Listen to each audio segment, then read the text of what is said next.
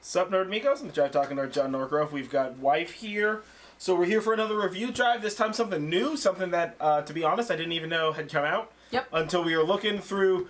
We had a plan for what we wanted to watch tonight, and then we went to the local restaurant to pick up dinner. And we completely forgot about whatever that was. Yeah. So sometime in the middle of the night or, you know, in the shower or something like that, we're going to remember what movie we were planning on watching tonight, because it was not what we ended up watching.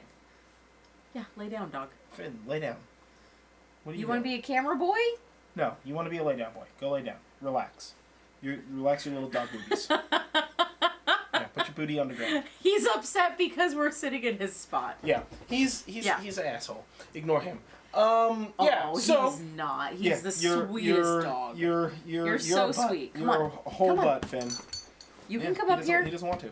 Okay, fine then. So tonight we watched the Willoughbys, which is a 2020 Netflix original comedy. And it's animated. Sort of, yeah. And it's like kind of claymation-y animated. Yeah, it's like fibermation. You remember when you watch it's like the movie Coraline. Guide? Oh no, that just makes Coraline it easier. Coraline is so creepy. I don't think it's. It's a similar animation style, but just less claymation than Coraline. I felt like it was super similar to that part in Hitchhiker's Guide to the Galaxy where they turn into yarn. Yeah. For a minute, because that's basically what it was. Everybody's like textile. Yoshi's Fabric Adventures. It's like Coraline or whatever. Yeah. The animation style's whatever. I mean, whatever. Yeah, it's like a kids movie it's based on a book. It's like a family movie Never or heard something. of the book or anything like that, so we kind of went into it blind. Oh yeah, we had no fucking clue what was going on. We read the description and they're like, these kids hate their parents because they're pieces of shit. And I'm like, all right, that sounds good. And then we watched it and I was just like, wow, those people are pieces of shit. This is way. I feel like this is a longer description. Yeah, it's Convinced not the same one. they'd be better off raising themselves, the Willoughby children hatch a sneaky plan to send their selfish parents on vacation. Basically, the Netflix one from the Netflix website indicated that these kids hated their parents and thought they'd be better off without them, and kind of hinted that they were going to have them killed. It was definitely my opinion going into this that he was gonna kill their parents. The description that is listed on IMDb. But so we literally just finished watching it, and it was an interesting ride. First of all, star-studded cast. Yeah. Real quick, let's just go over who's here. I don't know the main chick on the bill is Alicia Cara. Don't know who that is. That's the daughter. No, I mean I don't know who that is in. I don't know who that is in real life. But I know that's whatever. Yeah. Maya Rudolph, Martin Short, Terry Crews, Jane Krakowski, Ricky Gervais, who's also the narrator, and Will Forte. And let me tell you what, man, this really is an all-star cast. Ricky Gervais does a fucking phenomenal job as the narrator. Everybody was super good. And in general, all the characters were like good. You know, even the shitty parents who you're supposed to hate. You fucking hate these people. Let me tell you what, they are the worst. Man, every time we dealt with parents, I was just like, so triggered. Their parents are just like. They neglect their children. They lock one of them in the coal room, which is like, you know, an old-fashioned house. You have a room with like a heater, like a boiler, like furnace, or whatever the word is. You know, a Freddy Krueger place. That was a boiler room, but what he's talking about is a coal-fired furnace. It's totally acceptable. And they don't like feed their children and stuff. Oh my god! They don't clothe them. Yeah. It was horrifying to watch. And they're fucking weird. And they're like weirdly sexual. They're fucking not like weird. Not like sexual in a way where they're just kids like would doing pick it up. Creepy shit. They're doing just creepy. weird shit. The whole movie, man, the setup of the movie, you're like, what the fuck is going on? Yeah. And then the movie starts happening and you're just like, what the fuck is going on? And then about 3/4 of the way through the movie, you're like, okay, listen. What is happening? What is going on here? And then by the end of the movie, you're just like, what the fuck is going on? Yeah. I don't understand. Like, it's such a weird... Wait, what are you doing? Just weird fucking movie. And it makes a lot of like, we're going to walk up right to the door of an adult joke, but we're not going to open that door, and we're going to leave that door closed, and we're going to give you a little misdirect, because it's actually a kid's joke. Don't worry about it. Yeah. Like, I really feel like it's designed as a family movie, so that way, you know, the parents are going to get some extra kicks out of it. But it's very dark. This is going to be one of those... super dark. Like, this is one of those things that, like, as a kid, I could see a kid watching this, and then coming back and watching it, like, 20 or 30 years later, like I did with a lot of cartoons and things like that I enjoyed as a kid, but then was like, oh, man, this is super dark. Why was I allowed to watch this? But also, all Disney movies. Yeah. Yeah. So, no, I mean, in general, it was well acted, well animated. The animation was super good. The voice acting was super good. The set pieces were good. I mean, you know what? In reality, I really liked it. I really liked it. Yeah, it was really good. I did really enjoy it. As like dark as it sounds, hello, dog. All the dogs. Yeah, they're not used to us for like recording 2 hours, in the house, so and they're not just used like, to the recording, why are so our adults making noise? Yeah, why are mommy and daddy making noise, and why aren't they playing with me, and also why are they in my spot? What's going on? Yeah, what are you doing, puppy? Yeah. Yeah, you're a crazy little girl. But it was fantastic. Yeah, it was really good. I highly recommend. I'm gonna give this. Oh, hi. I'm gonna give this 5 yarn balls out of mustaches. So how many yarn balls out of mustaches? I'm gonna go with 4, just because I have to deduct a star because the parents were so awful. And that's the reason why I understand. I would give it a 4 if it weren't for how much they sold the parents. So awful. No arc, no redemption, fucking nothing from stem to stern, just pieces of fucking shit. I mean, and it was so good. I don't even really feel like the parents get what's coming to them, although there is resolution at the end. But also the oldest child really fucking piece of shit. It would have been way less of a like roller coaster kind of story if it wasn't for the oldest child meddling in things. But I also got irritated with the oldest child. I feel like the oldest child was sort of like the overarching. He was the antagonist in the movie. Yeah, the parents were the set villain. Pieces. Well, the parents were just they set were kind pieces, of set pieces, right? Yeah. They were bad, but they had no character. They in all reality had almost minimal interaction with the actual fucking plot, other than their presence or lack thereof. Yeah. So it was more like the parents were a set piece. And the older brother was the antagonist. Going through that, he was undermining journey things the whole time. Right up to the end. Undermining this, like, cool, sweet nanny who's gonna feed them, and, like, they hadn't been fed, but then he doesn't trust the nanny, and it's just this huge problem. I'm just like, why is he so upset about this nanny? Yeah. Like, well, and they do a good job. I mean, really, it's not... It's not really like a coming of age story, but it kind of is. It's like an accepting the place that you're in story. Yeah. Accepting where you fit and stuff. Don't bug him, Hella. And so I think that the parents as set pieces were good at being just like, oh, all right, well, I mean, I guess fuck these goddamn monster people. Holy shit. Like, literally you're just like, wow, jeez. Like, it's insane. And I think how frustrating the brother is like, very intentionally the overarching plot of the movie, which I think is good because it makes the hero's journey of the siblings and the nanny and the evolution of the antagonist of the brother, even though he's not doing it out of like intentional malice, he is like actively fucking up almost every single chance they have at success, which is like fucking infuriating. Yeah. But it exists for a very specific purpose, and he moves through the motions. And as much as he's upsetting, at least he has the necessary character depth. Mm-hmm. I mean, Yeah, like, annoyance-wise, really, he was the worst character for me. He kind of has, like, that niche of the hero's journey and also the villain redemption arc built into one character, which is kind of neat. Yeah.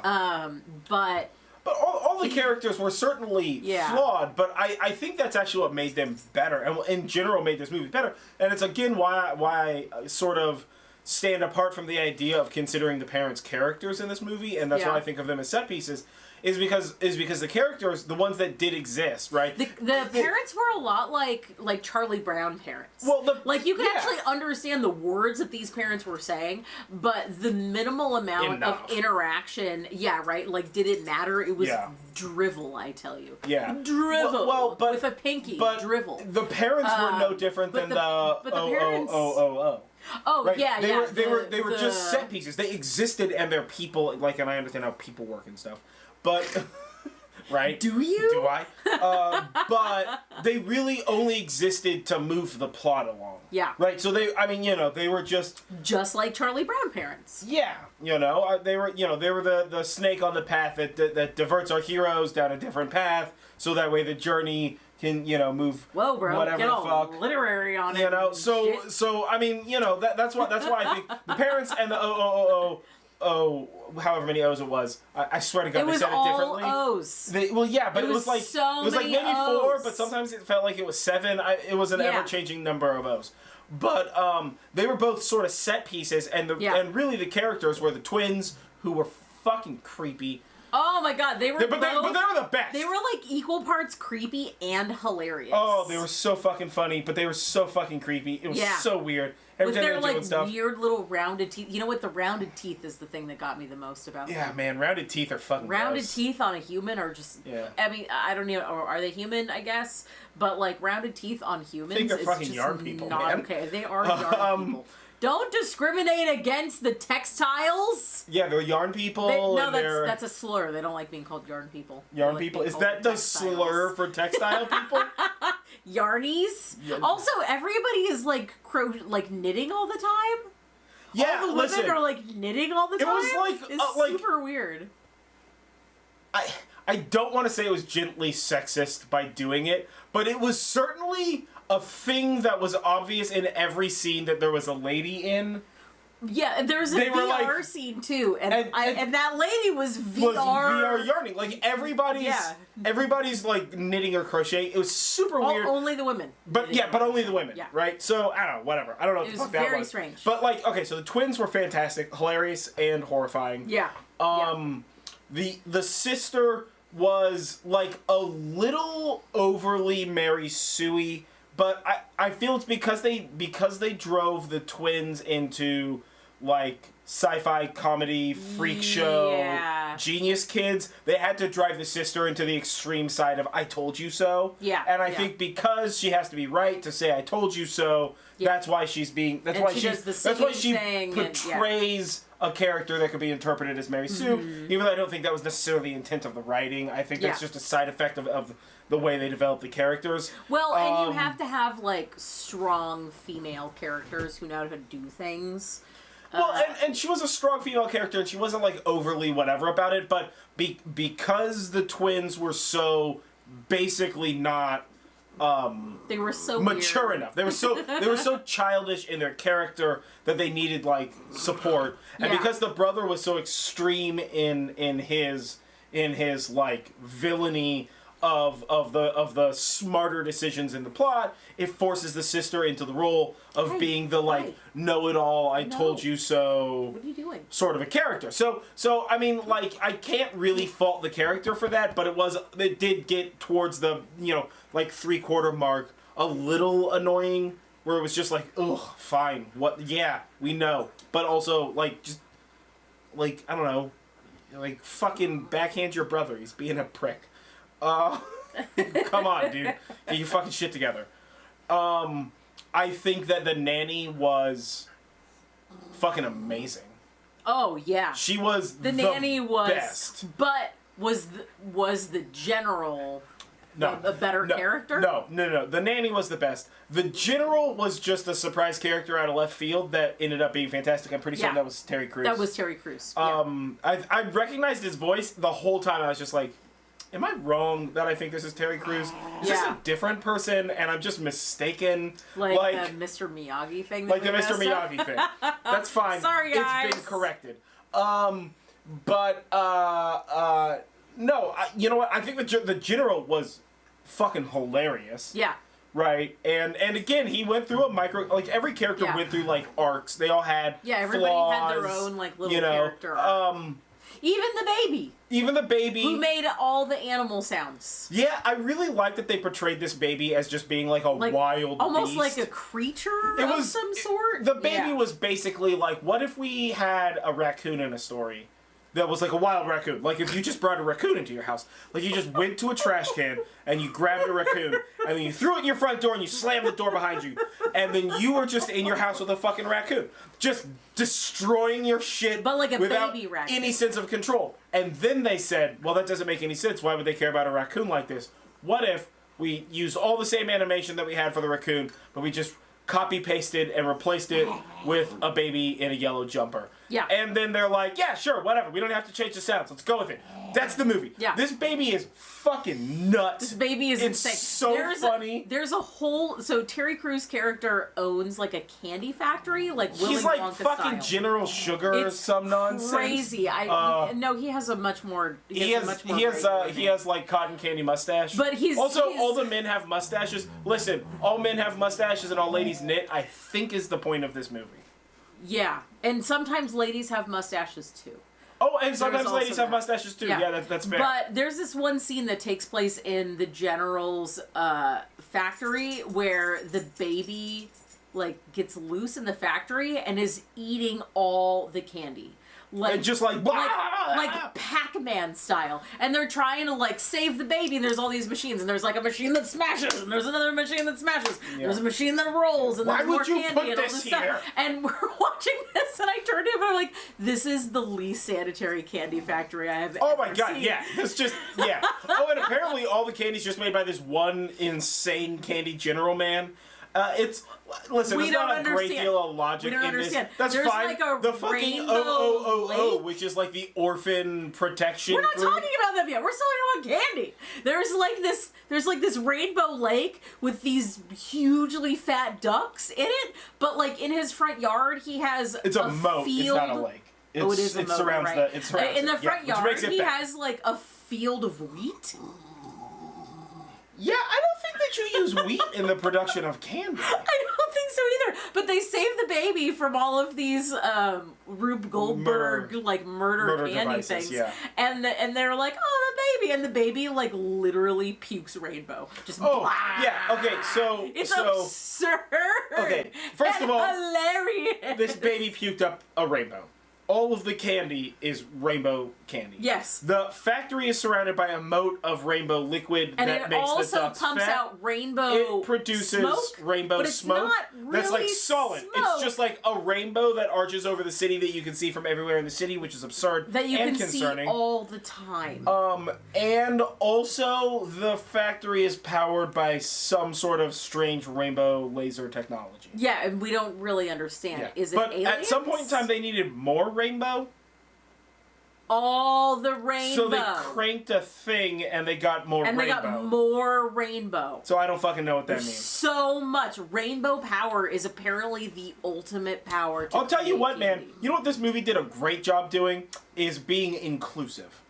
It really did, actually. They had, but not like in your face. Oh no! But there was a lot of inclusivity. There was mixed race couples, which I know that it's the future and that it's not a thing anymore, but sometimes it still is a thing. Yeah. So like they had mixed race couples, and they had like same sex couples, and they had like a family with like a whole bunch of different kind of adopted kids, and and like people who were just orphans, and like so like it was really good. It was inclusive. It it kind of hit it sort of hit all the things to be like a good family movie. It really did. This was a good with movie the for plot us of trying to as murder adults, your parents. But I think also a good family movie, except for the murdering your parents because they're awful parents kind of thing. But I guess if you showed that to a kid, the kid would be like, wow, those parents are assholes. I appreciate my parents more? Yeah, maybe that's the whole maybe questions? idea. Yes, yeah, okay. The puppy agrees. The puppy agrees. You can't have any beer. That's for me. What okay. What are you doing here? Are you coming up here? I think she wants. You can't have any beer, honey. I think she wants that beer. Okay, so clearly this is the end of the episode because I'm being told that we need to end this by the dog because the puppy has decided. I have been John Norgrove. This has been Wife, and this is Hella. She's just a fucking atrocious monster person. Yeah, you're a monster person. And we just reviewed the Willoughbys. What is this? Willoughbys. The Willoughbys. All right, this is Review Jive, and we reviewed the Willoughbys. No. Don't forget to like this video, comment below, share this video, subscribe to this channel, do all that crap, and we'll catch you on the flip side. Also, say hello to Hella. Cheers.